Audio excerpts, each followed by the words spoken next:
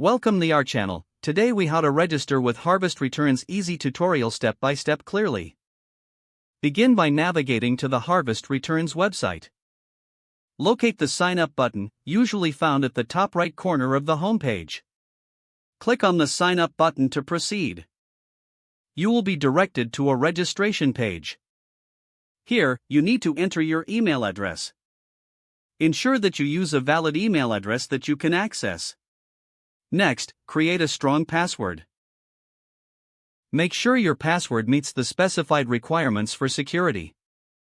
After entering your email and password, look for the Create Account button. Click the Create Account button to submit your information.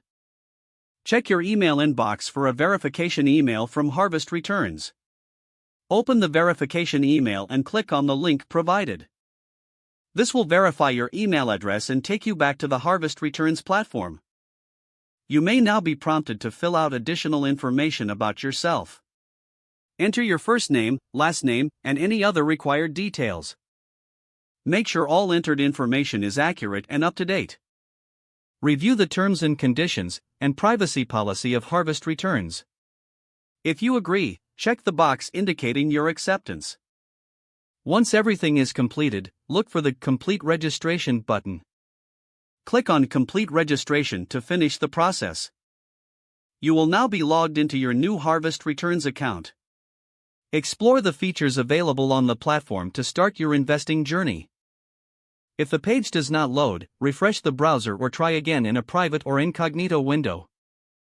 Make sure you are using the correct email address, then retype it carefully to avoid small typos. If your password is not accepted, use the reset option and create a new strong password you can remember.